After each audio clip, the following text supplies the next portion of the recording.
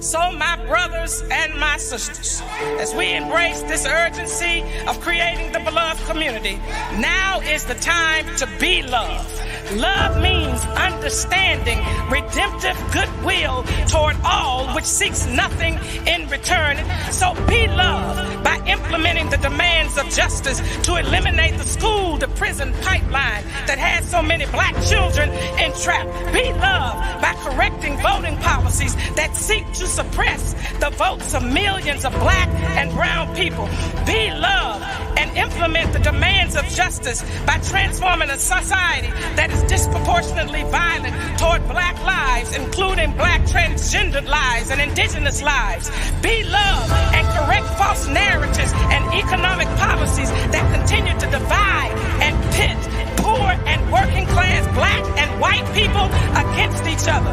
Be loved and implement demands of justice where systems and structures are deconstructed and lead the way of living in community that reimagines just, humane, equitable, and sustainable policies, practices, and behaviors. Love your enemies. Bless them that curse you.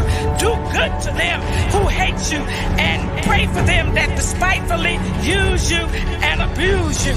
Be loved and do justice and love mercy and walk humbly with our God.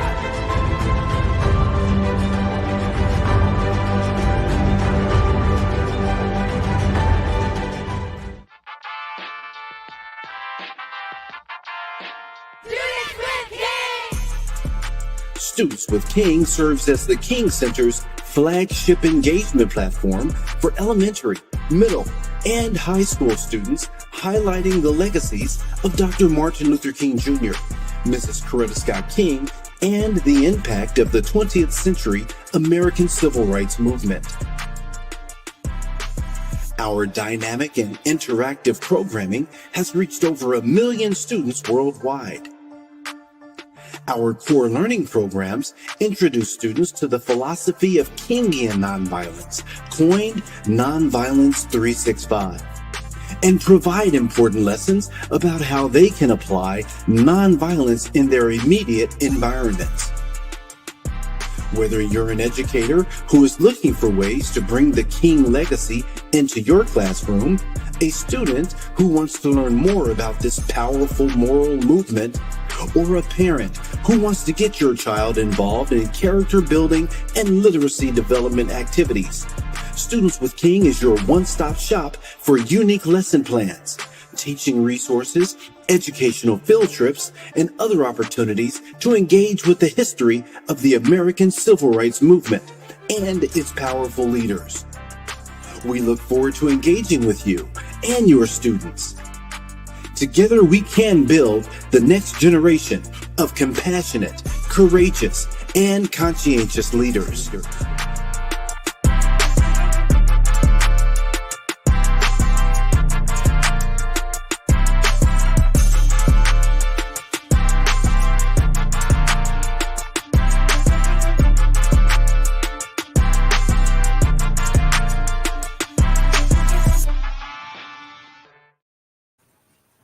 Good morning and season greetings to all. Welcome to our last Student with King for the 22 year.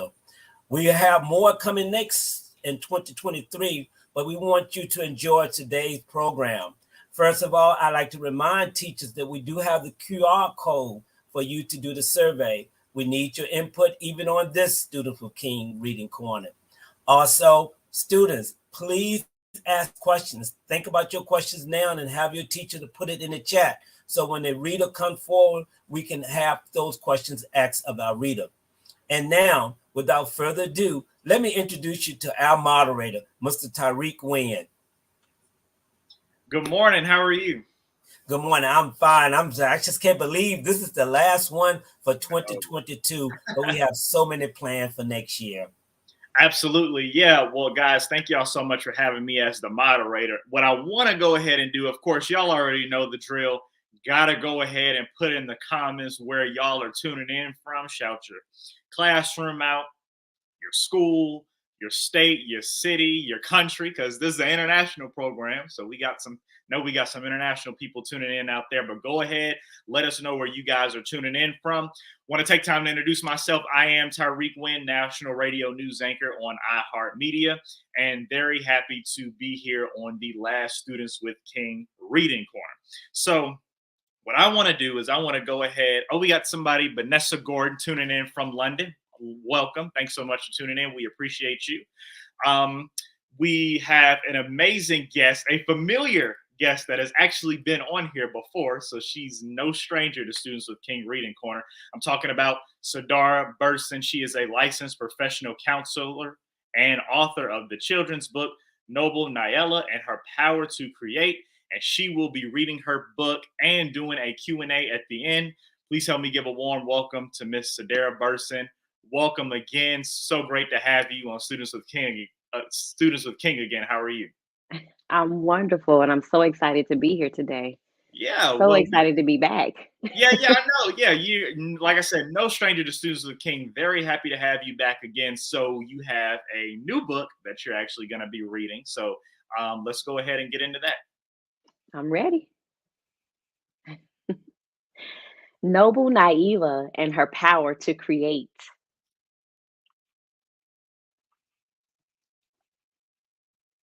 We can keep going. Once upon a time, there was an imaginative little girl named Nyela who had the power to create. She clearly thought about what she wanted and would say it every day and every night. Sometimes she would say it to herself, and other times out loud. Sometimes, before she went to bed, she would imagine how it would feel if what she wanted came true. She would do her best to find out how she could achieve her goal. She would talk to people about it, look up information, and work towards making it happen. And guess what? She created her reality. One time, she thought about how much she wanted to travel. She imagined where she might go and what it would feel like when she arrived.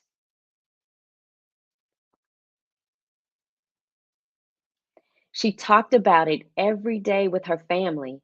She looked online to learn more about places that she might want to go and told her grandmother, who she often called Angel, about them.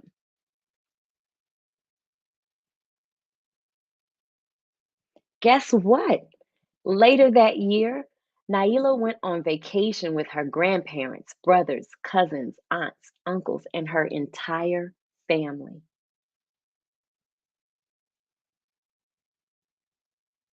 She loved the feeling of being with her family on vacation, but what she enjoyed the most was watching her thoughts become reality.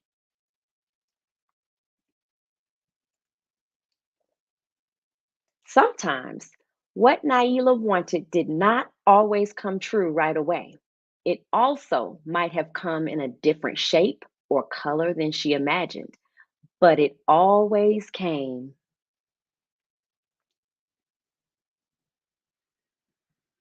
One sad day, she stopped believing in something she wanted to achieve. It is taking too long to come, she thought.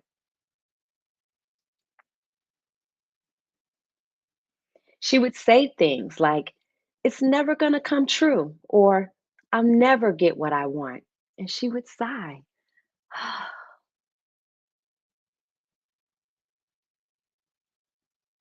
She began to expect that she would not get it and imagined how upset she would feel. She kept looking for things to get in the way of her goal. Guess what? Her dream didn't come true.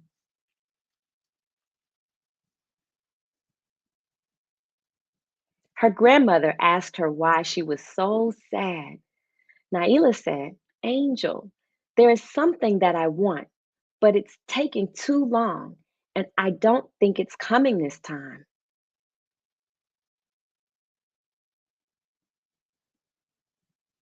Angel asked her what she had done to help her goal come true. Naila said, "Nothing. Then Angel asked her why she thought things have to come so soon.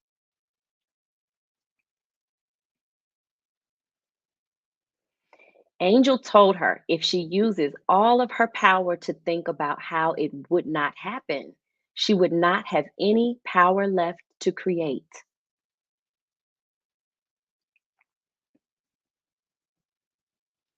Angel then asked her to remember how her other goals came true.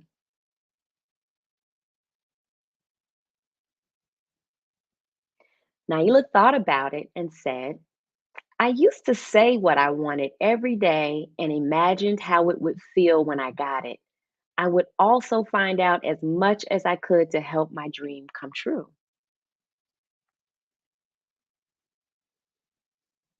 Angel said, did you do any of that this time? Naila said, I have not. I just started thinking that it wasn't going to happen.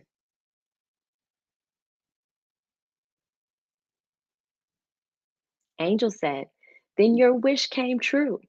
You wished for nothing and you got nothing. Remember, if you choose what you want and work towards getting it patiently, then you will get closer to your goal. Angel told her to choose her words carefully because they are also powerful and help shape her thoughts, actions, and what she creates.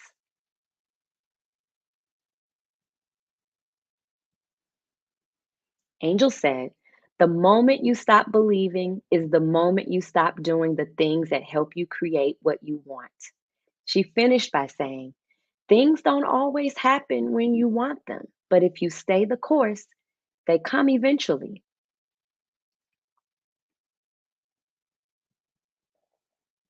Naila said, I get it. No matter how long it takes, keep dreaming, believing, and working to create the things I really want.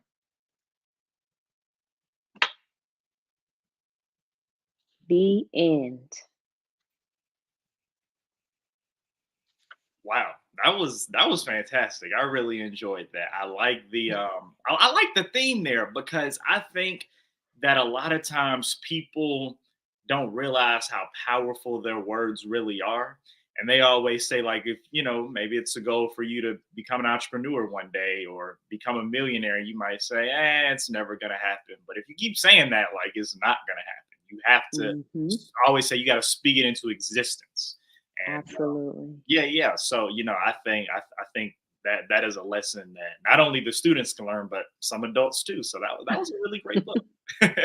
Thank you. Thank you. Thank you. It brought me a lot of joy to share that story with everyone, and I hope they enjoyed it. So I can't wait to talk about it with everybody.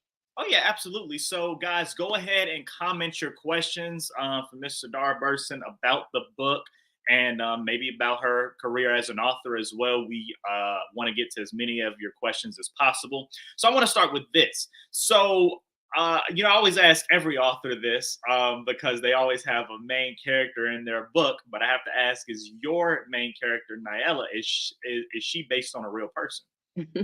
Yes, Naila is my oldest niece. She's 19 now, Okay. and she works with children. Okay. So I hope she tuned in today. She might have had to work, so but hopefully she's sharing this with her class. Wow, Yep. that's But fantastic. That's good stuff. mhm. And I got to ask you because when we were actually off camera, we were talking about this when we did our practice run. But you actually said that you had your books in Target. Like that is huge. So kind of walk us through because I know with some authors that may be watching, that's like my book need to be in Target. So tell us, how do you go about doing something that big on that type of level? Well, so I am self-published, and so I've worked with Ingram Spark, and with Ingram Spark, they have distribution opportunities within their platform. And so that allowed me to be in Walmart, Barnes and Nobles, Amazon, Target. So it helps to get you out there, and I really appreciate that as a tool for self-published authors like myself. Wow, that is fantastic. Yeah, that's some really good advice there because I think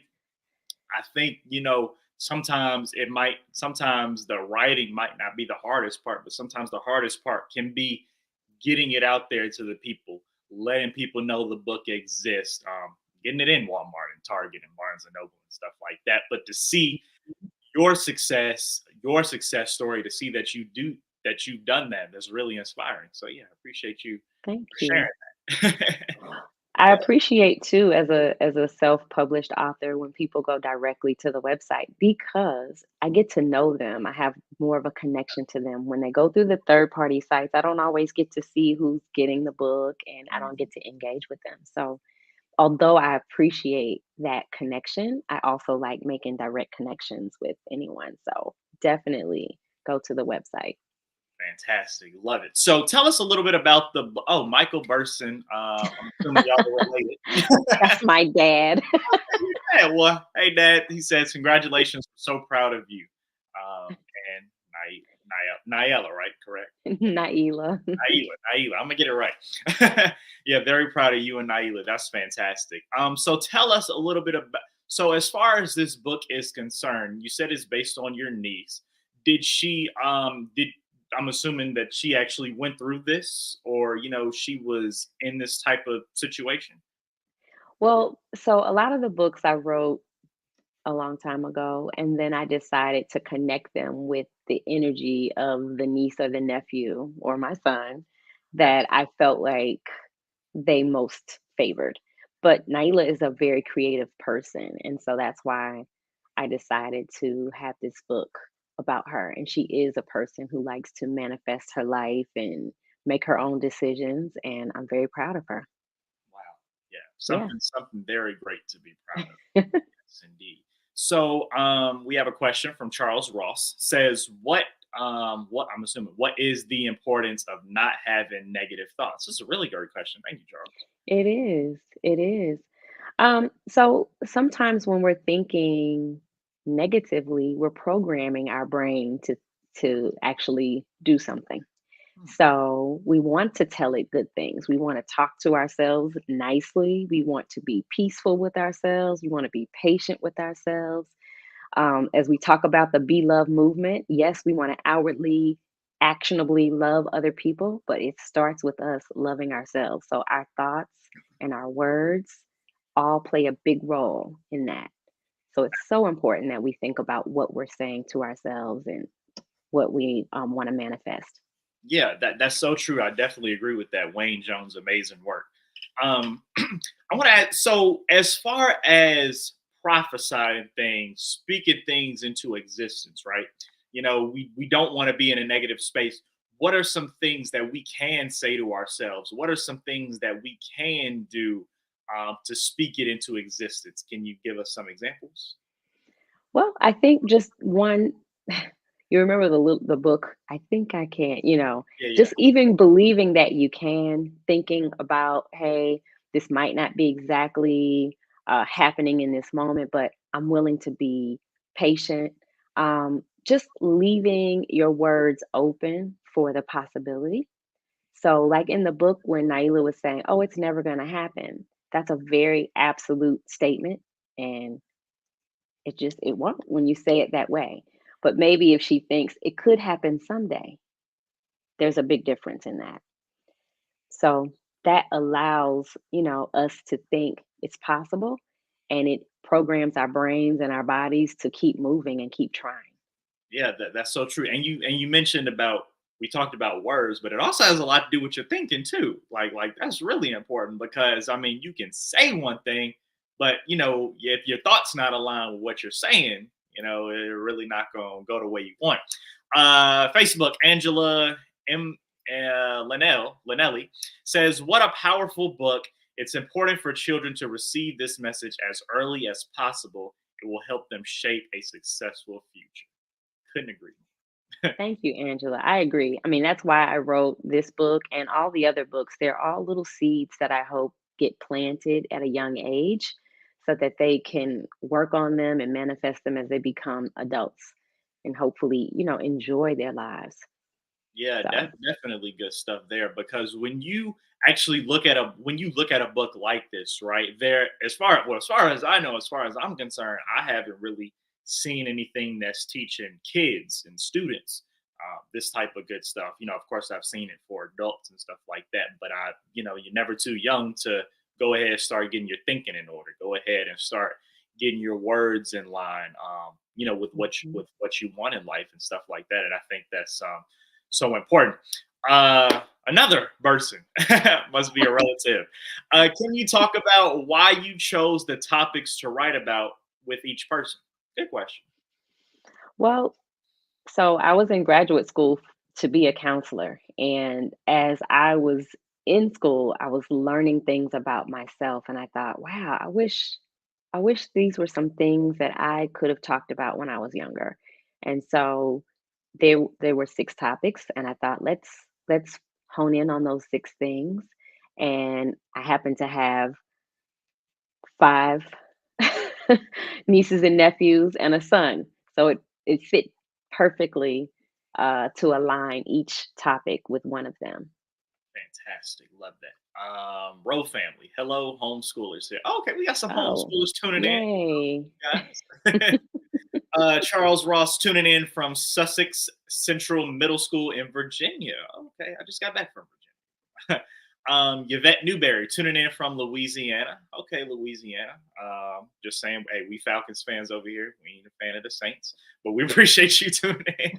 Sayla Cunningham, this is a great lesson for adults as well. I have to remind myself to be like Nyla. Yeah, very very great lesson for adults, like I was saying earlier.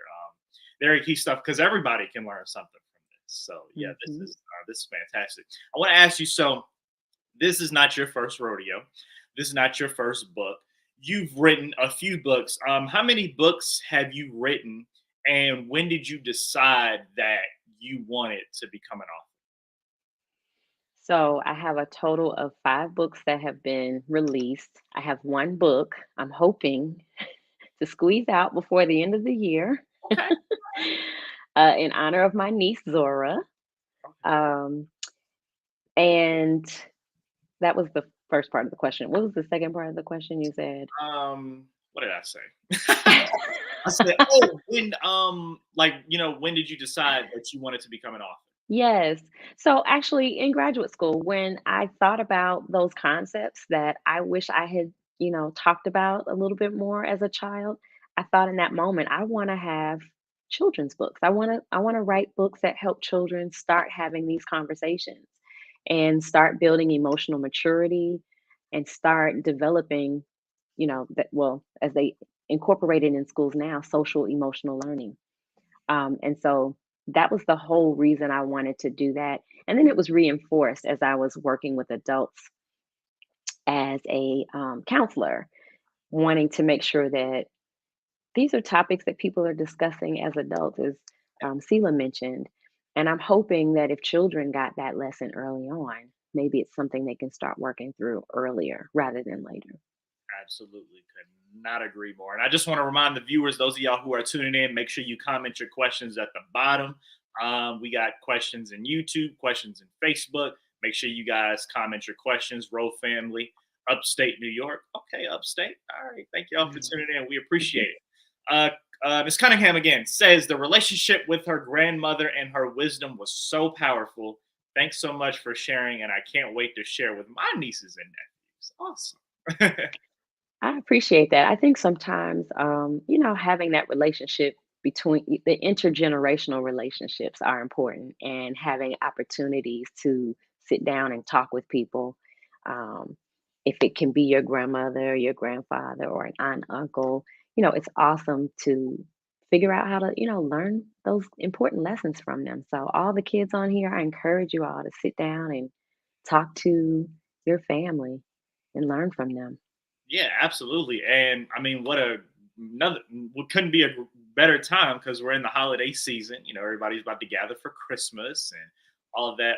And of course, New Year's and other holidays as well. So that's some really great advice. And these books that you've written can actually make a great children's, a great gift for a child, which is fantastic. So where can people people go and get the book? I see we have it scrolling down at the bottom, but can you Mhm. go ahead and tell everybody they should. Absolutely. So, as I mentioned earlier, Amazon, Barnes and Nobles.